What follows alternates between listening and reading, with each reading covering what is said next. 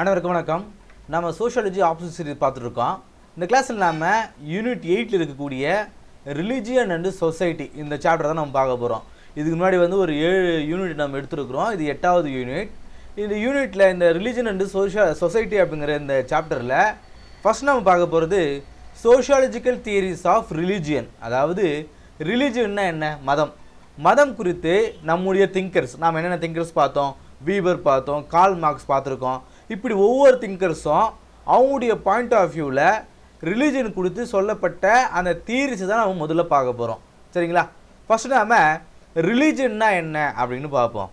Religion அப்படிங்கிறது a system of belief, practices and symbols that connect human to sacred. அதாவது ஒரு belief, ஒரு நம்பிக்கை, ஒரு ப்ராக்டிசஸ், ஒரு சிம்பிள், சில சின்னங்கள் இருக்கும். இதன் மூலமாக இந்த சாக்ரெட்டோட ஹியூமன்ஸை கனெக்ட் பண்ணுற ஒரு விஷயம் தான். சாக்ரெட்னா என்ன? ஒரு புனித தன்மையை எடுத்துக்கலாம், கடவுளாக எடுத்துக்கலாம், சார் நம்பக்கூடிய நம்ம ஒரு குறிப்பிட்ட மக்கள் நம்பக்கூடிய ஒரு விஷயமா இருக்கலாம். அது அவங்களுக்கு ஒரு புனித தன்மையை ஏற்படுத்தக்கூடியதாக இருக்கலாம். ஸோ இதுதான் ரிலீஜியன் அப்படின்னு சொல்லுவாங்க. Religion is not only about faith. Religion அப்படிங்கிறது நம்பிக்கை மட்டும் சார்றது மட்டும் கிடையாது. But also about social integration. இந்த சமுதாய ஒற்றுமைக்கு அது ஒரு காரணமாக இருக்குது, இன்டெகிரேட் பண்ணுறதுக்கு ஒரு காரணமாக இருக்குது, கண்ட்ரோல் பண்ணுறதுக்கு ஒரு காரணமாக இருக்குது, கான்ஃப்ளிக்ட்டுக்கும் அது ஒரு காரணமாக இருக்குது. அதாவது இந்த சமூக ஒற்றுமைக்கும் இது காரணமாக இருக்குது. அதே போல் மக்களை நல்வழிப்படுத்துறதுக்கும் இது ஒரு காரணமாக இருக்குது, ஒரு கண்ட்ரோலுக்கு வைக்கிறதுக்காகவும். இப்போது நம்ம எதாவது தவறு செஞ்சால் கடவுள் நம்ம தண்டிப்பார் அப்படிங்கிற அந்த எண்ணம் இருப்பதுனால தான் மனிதர்கள் பெரும்பாலும் தவறு செய்ய அச்சப்படுறாங்க. ஸோ ஒரு மனிதனை கண்ட்ரோலில் வைக்கிறதுக்கு இந்த ரிலீஜன் ஹெல்ப்ஃபுல்லாக இருக்குதா? ஸோ அதான் சொல்கிறாங்க. அதே போல் கான்ஃப்ளிக்ட், மதம் சார்ந்து சில பிரச்சனைகளும் ஏற்படுதா? ஸோ ரிலிஜன் அப்படிங்கிறது வெறும் it's not only about faith but also social integration, control and conflict. இதை தான் ரிலிஜன் அப்படின்னு சொல்கிறாங்க. Sociology study how religion shape society.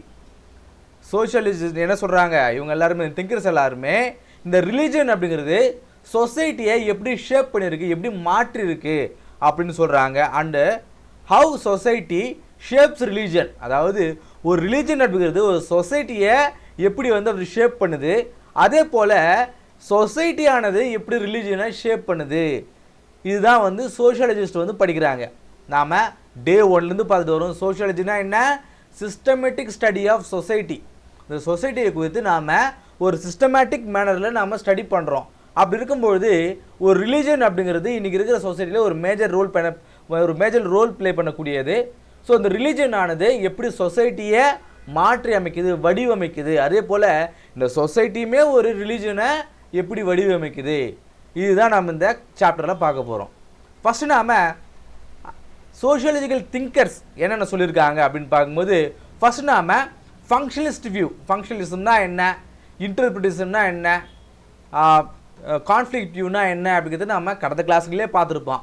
So ஃபங்க்ஷனலிஸ்டில் இருக்கக்கூடிய இமைல் டர்க்கிம் என்ன சொல்கிறாரு அப்படின்னு பார்க்கும்போது அவர் ஒரு புத்தகம் எழுதியிருக்காரு, elementary forms of religious life அப்படின்னு சொல்லிட்டு 1912 ஒரு புத்தகம் எழுதியிருக்காரு. அதில் அவர் என்ன சொல்லியிருக்காருன்னா, ரிலீஜன் அப்படிங்கிறது ஒரு social institution that reinforce solidarity. அதாவது ஒற்றுமையை அது ரீஎன்ஃபோர்ஸ் பண்ணணுவாங்க. நாம் இன்ஸ்டிடியூஷனை பற்றி கடந்த கிளாஸ்லேயே பார்த்துருப்போம். இன்ஸ்டிடியூஷனா என்ன? ஒரு ஃபேமிலி ஒரு இன்ஸ்டிடியூஷன், ஸ்கூல் ஒரு இன்ஸ்டிடியூஷன், காலேஜ் ஒரு இன்ஸ்டிடியூஷன், நாம் ஒர்க் பண்ணக்கூடிய ஒர்க் பிளேஸ் ஒரு இன்ஸ்டிடியூஷன் பார்த்துருப்போம் இல்லையா? அதே போல் இந்த ரிலீஜனுமே ஒரு சோஷியல் இன்ஸ்டிடியூஷன்றாரு. அது என்ன பண்ணுமா? இந்த சொலிடாரிட்டி, அதாவது ஒற்றுமையை ரீஎன்ஃபோர்ஸ் பண்ணும் அப்படின்றாங்க. அதே போல் சேக்ரெட் அண்டு ப்ரொஃபைன். சேக்ரெட்னா என்ன? புனிதமானது. ப்ரொஃபைன்னா புனிதன்மை இல்லாதது, அதாவது ஒழுக்கமற்றது அப்படின்னு சொல்லுவான். இது ரெண்டுத்துக்கு இருக்கக்கூடிய அந்த வித்தியாசத்தை காட்டுது. சேக்ரெட் அப்படிங்கிறது ஒரு ஹோலிஸ்டிக்கானது, ஹோலியானது, கலெக்டிவ் சிம்பிள்ஸ் இருக்கக்கூடியது. அதுக்குன்னு சில சிம்பிள்ஸ் இருக்கும், புனித சின்னங்கள்னு ஒன்று இருக்கும். ப்ரொஃபைன் அப்படிங்கிறது ஆர்டினரியான பீப்புள். இப்போ நம்ம 10 பேர் இருக்குன்னா இவன் சிறந்தவன் அப்படின்னா அவனுக்கான ஒரு சர்டன் குவாலிஃபிகேஷன்ஸ் இருக்கும். அது குறித்து நாம் அவனை சேக்ரெட் பர்சன் சொல்லுவோம். கரெக்டாக? கடவுளுக்கு நமக்கும் எல்லாம் வித்தியாசம். கடவுள் அப்படிங்கிறது ஒரு புனிதமானவர், அவருக்குன்னு அதீத சக்திகள் இருக்குன்றதுனால அவர் நாம் ஒரு சேக்ரெடாக நம்ம வச்சுருக்கோம். ஸோ ரிலீஜன் அப்படிங்கிறது worship of society itself. அதாவது இந்த ஒரு சொசைட்டியே தன்னைத்தானே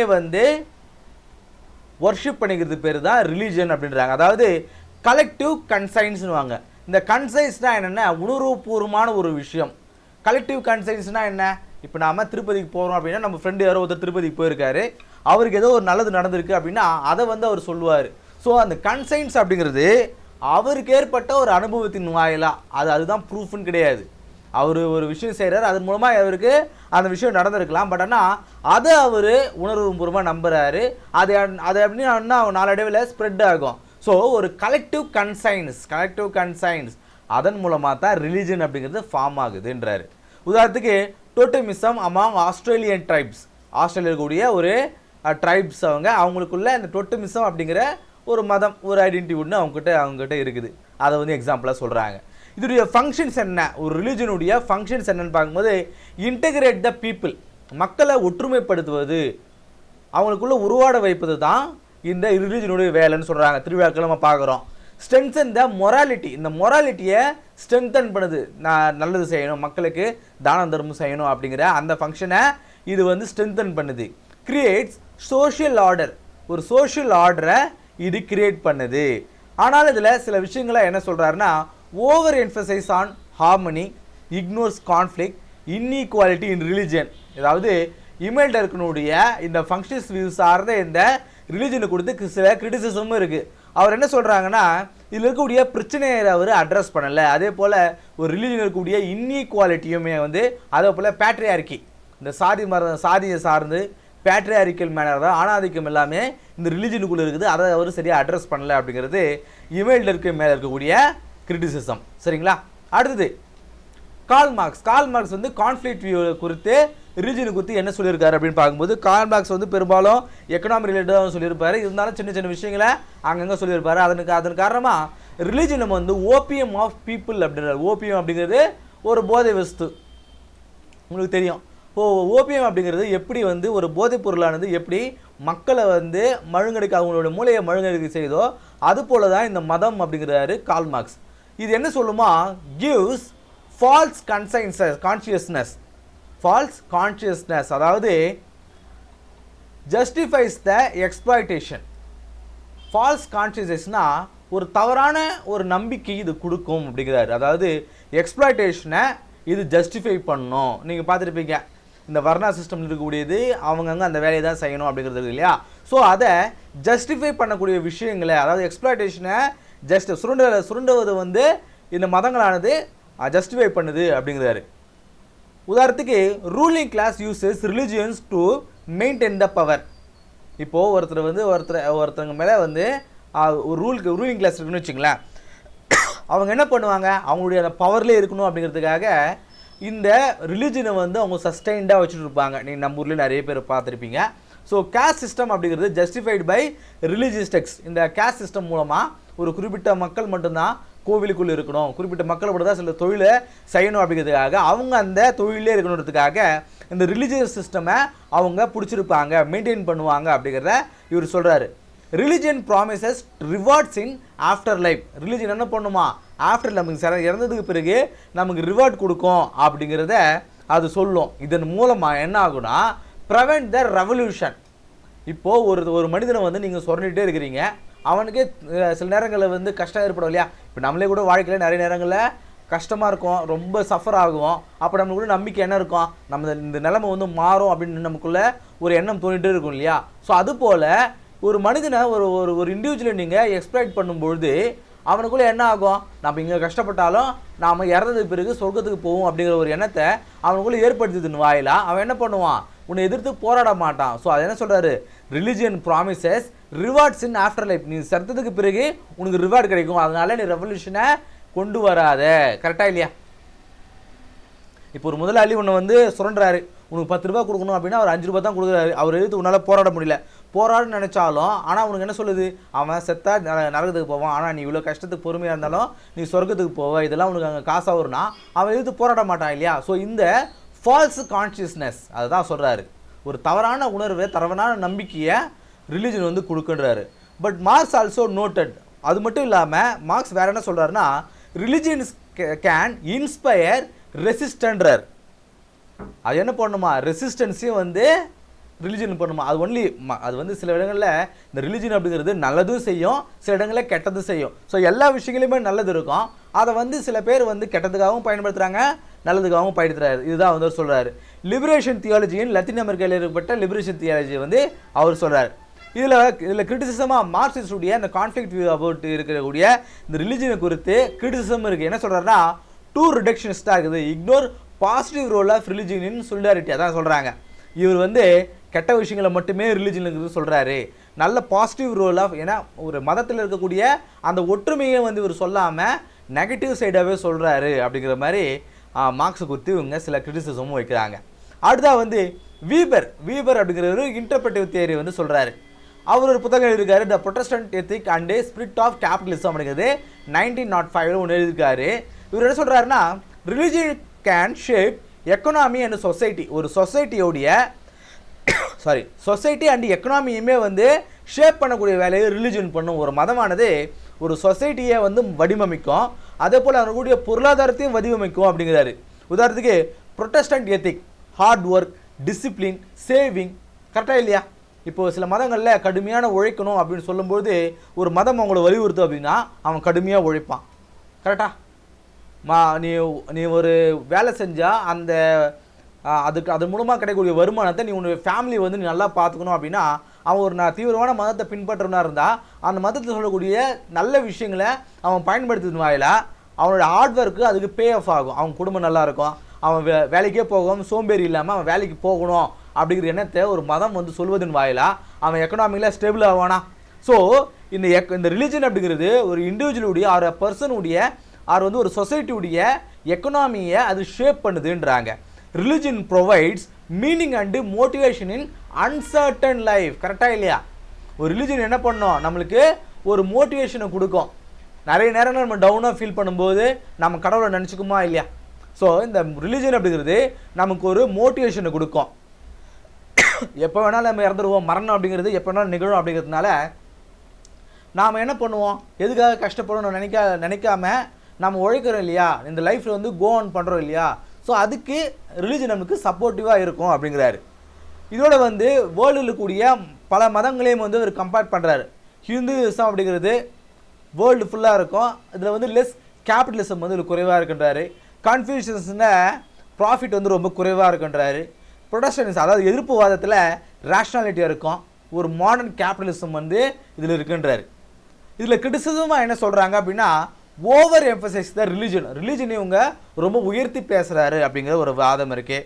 under place material and economic factors, இதன் மூலமாக கிடைக்கக்கூடிய இந்த மெட்டீரியல் எக்கனாமிக் ஃபேக்டர்ஸ் அதில் இருக்கக்கூடிய, அதாவது இது ரொம்ப புகழ்ந்து பேசுகிறாரு. கால் மார்க்ஸ் பற்றி என்ன சொல்கிறாங்க, ரொம்ப வந்து அடிமட்டத்தில் வச்சு பேசுகிறாருன்றாங்க, இவங்க வந்து ரொம்ப உயர்த்தி பேசுகிறாரு அப்படின்றாங்க. கரெக்டாக? இதில் இருக்கக்கூடிய சில பிரச்சனைகளை பற்றி ஒரு அண்டர் ப்ளே பண்ணுறாரு அப்படின்றாங்க. அவ்வளோதான். சரிங்களா? அடுத்தா வந்து மற்றவங்க என்னெல்லாம் சொல்லியிருக்காங்க, அதர் திங்கர்ஸ் வந்து ரிலிஜனை குறித்து என்னென்ன சொல்லியிருக்காங்க அப்படின்னு பார்க்கும்போது, மைனஸ்கி இவர் ஒரு functionist. Religion help cope with uncertainty, மேலே பார்த்ததே தான். அதாவது ஒரு நம்பிக்கை இல்லாத ஒரு மனிதனுக்கு ஒரு நம்பிக்கையை கொடுக்கறதுக்கு பேர் தான் ரிலிஜன் அப்படின்றாங்க.